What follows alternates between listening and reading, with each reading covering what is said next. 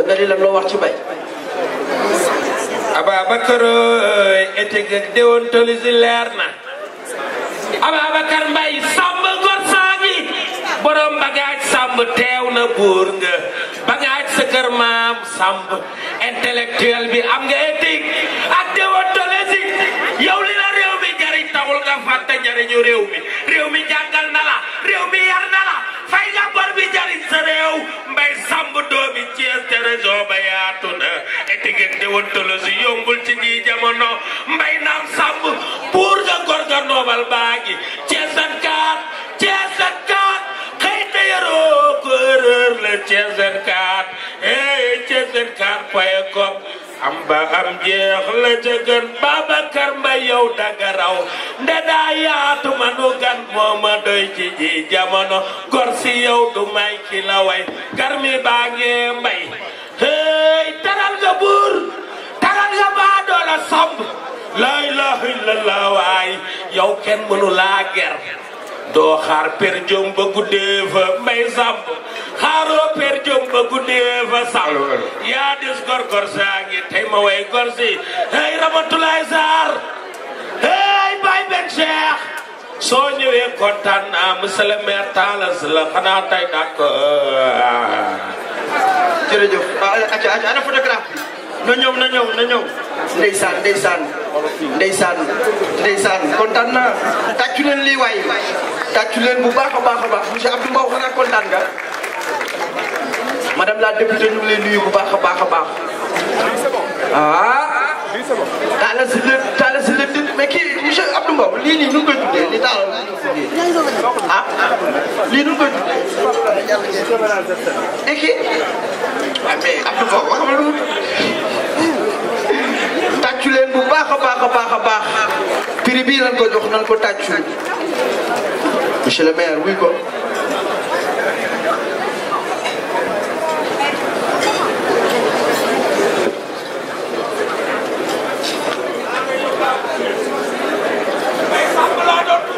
kontaan nañu am monsieur Mbaye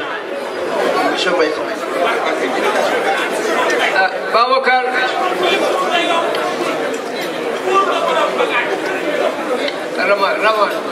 Rama ñëwal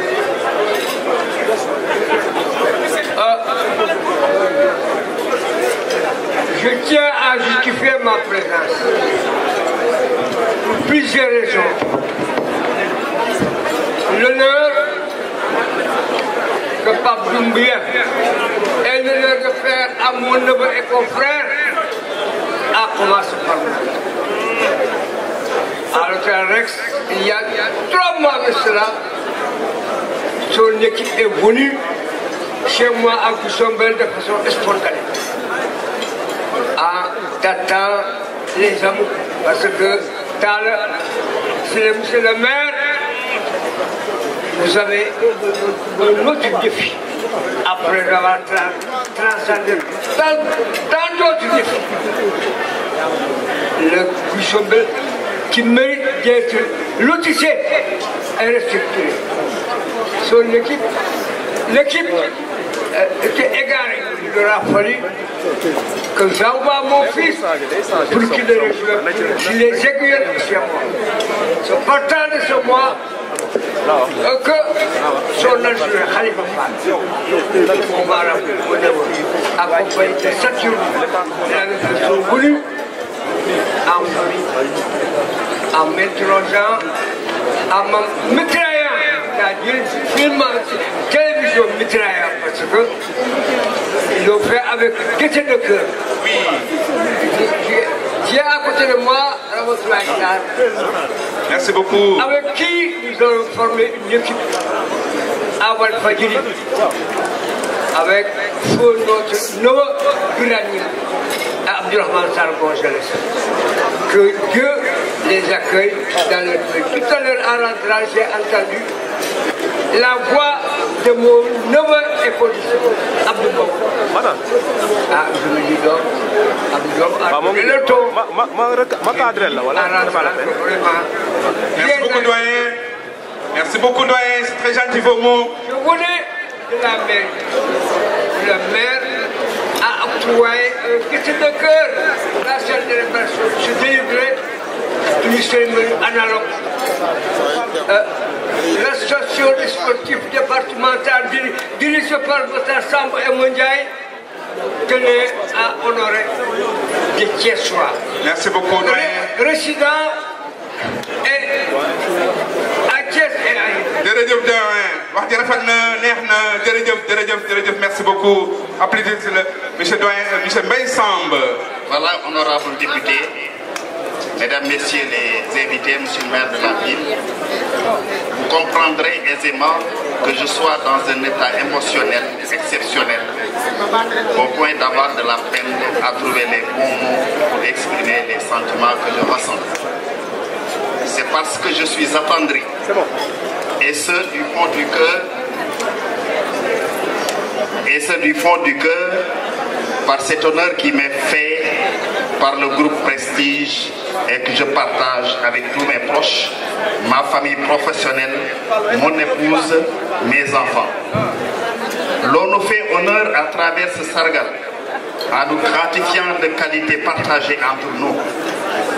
Mais je dois avouer que je suis à la limite gêné de recevoir cette distinction parce qu'intimement et profondément convaincu que sa valeur morale et matérielle dépasse de très loin l'œuvre que j'ai accomplie jusqu'ici. Mais enfin, le coup est déjà parti et il ne me reste qu'à assumer. Et la meilleure façon, c'est de considérer cette distinction comme un encouragement au travail pour enfin la mériter demain. Monsieur le directeur de Prestige, monsieur le maire, honorable député, pour m'avoir honoré, vous avez honoré la presse régionale dans son entièreté et cet acte de générosité sera à jamais écrit en lettres d'or et soigneusement rangé dans la vitrine des merveilles, mais aussi dans la mémoire collective. Cette distinction est l'éclatante preuve que ceux qui se distinguent comme opérateurs économiques peuvent bien avoir une bonne écoute, une bonne lecture des médias et ainsi, pour des initiatives de ce genre, nous aider à tendre de plus en plus vers une grande presse de développement.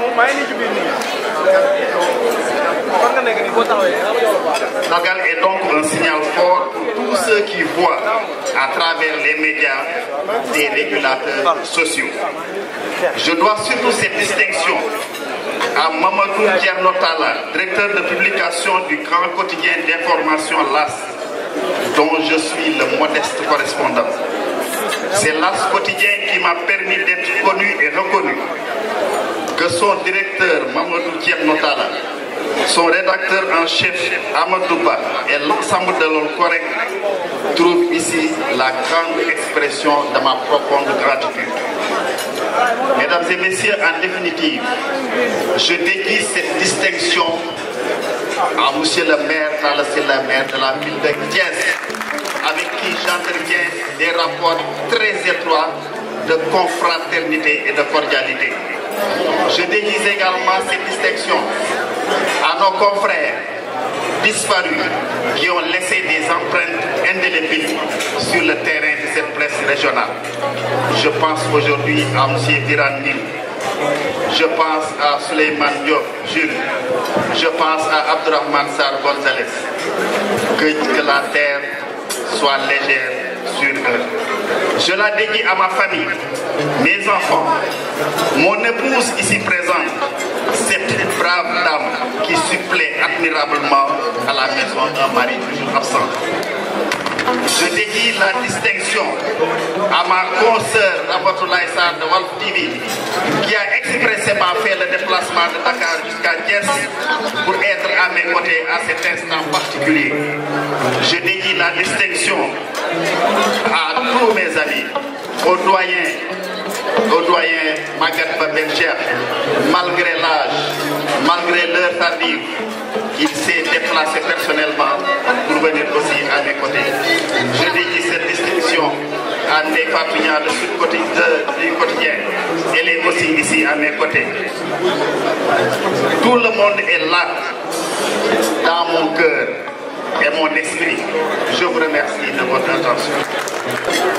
L'UVC lay tëggee ñu soog a ñëw biñ ko rencontré yàggul waaye wax dëgg yàlla keroog biñ toogee waxtaan ak moom kontaan nañ trop ci moom ñu xamal rek ni site bi ba mu juddoo yàggul un an la am mais monsieur le vice-président dañ la doon xamal rek ni ay jeunes lañu yoo xamante ni ñu ngi fi Thiali di nuyu sunu grand monsieur Lamine Aïcha Fall ñu sunu grand bu ñuy appuyé ñëw ànd ak frère bi monsieur le ministre di ko wàdd di koy nuyu ñoom tamit ñu nekk site boo xamante ne bañ juddoo yàggul mais defuñu fi dara luñ def di jéem am nañu 45 employés tey jii mais lépp lu ñuy def rek Thiès moo ñu ko gënal ñu ngi ciy góorgóorlu nag di taral loxo Thiès waay tey woote nit ñi boo fekk si la amul prix kontaan nañ trop di kontaan sama rak Ablaye Dieye ñu ñëw bàyyi yëpp am tey ma ñoo toog jàppale ñu donc suñu wax ba ci gudd dañ doon bëgg rek di nuyu ñëpp rek di kontaan trop di ñaanal rek ñu yàlla ni ñu ak yàlla may ñu fekk ay at di ko féete nuyu aussi délégation Cheikh Tidiane ñëw na fii di nuyu délégation yëpp mën ñu dem ñëpp parce que xel rek la mën nañu fàtte merci beaucoup. ñi nga xam ne ñoom ñoo fi nekk te représenté Thiès puisque li ñu leen gën a nawee mooy choix bi ngeen def tudd prestige mais prestige bi ngeen féetale ko Thiès. merci monsieur le maire. kon fu leen nit tuddee tudd na Thiès dañu fàtte léegi tudd monsieur le maire boobu moom itam mu ngi fi di adjoint au maire donc de la commune de Thiès Ouest. merci monsieur le maire.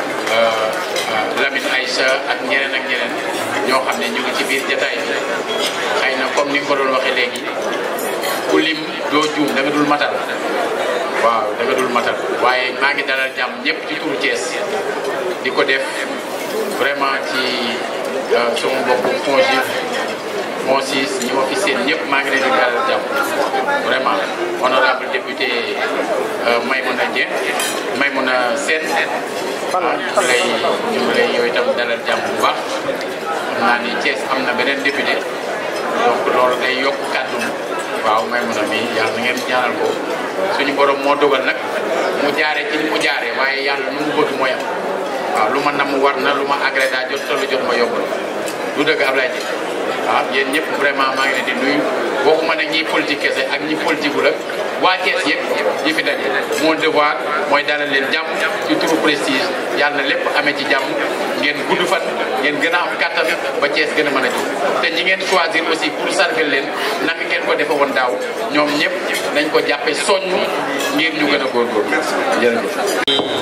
nuyu monsieur le maire di nuyu kilifa yi fi nekk yëpp góor ak jigéen mag ak ndaw di wax ne yu mel nii moom bu wax yi bëree rek dafay demee neneen ndax souvent dañuy wax ne homme politique yi moom ndajam njàmbur bu ñu fekk rek yàq waaw comme ndaje mii nag bëgguñu koo yàq ndax dafa am lu ci laxasu dañuy wax rek ne dañu am mbégte lool ñëw teew ci li nga xamante ne nii mooy 1 an bu Thiès Prestige tour bi rek war na mën a tax képp kuy Thiès waa nga teew damay wax rek benn anecdote boo xam ne dund naa ko ak Thiès Prestige mu am lu mu def ci man dañu demoon seetaan yi coupe du monde Russie ma tase ak Bayla Baas mu ne ma man kat dama bëggoon nga def benn message pour Thiès Prestige ma ne ko waaw mais Thiès Prestige ba Russie donc ñun nag war nañu mën a xam ne kon suñu dëkk bi war nañu ñoŋal li nga xam ne moom la doomu Thiès yi di yëkkati.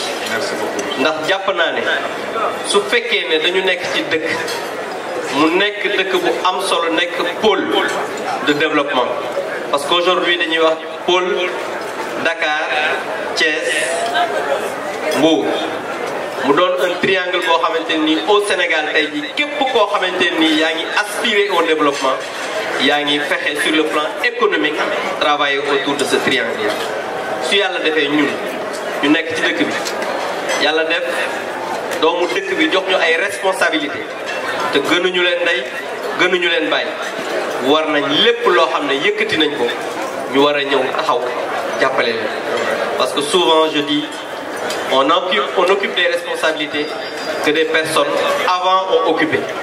Il y a quelqu'un qui ne me laissera pas mentir qui est là, qui m'a dit ils ont eu des responsabilités dans ce pays.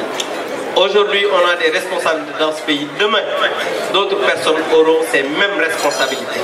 Moi, les responsabilités, comme nous koy wax ñuy war jall dañu war and ak nit ñi bokk ak ñoom lepp lu ñu def ñu taxaw ci parce que monsieur le maire dafa tam di wax né les jetons yi ñuy fay c'est des jetons de représentativité donc dañu war tout le temps fu war taxaw war ñu taxaw ko ma ngi sant ñep di leen souhaiter joyeux anniversaire di leen ñaanal ngeen am at yu gën a mag. Merci monsieur le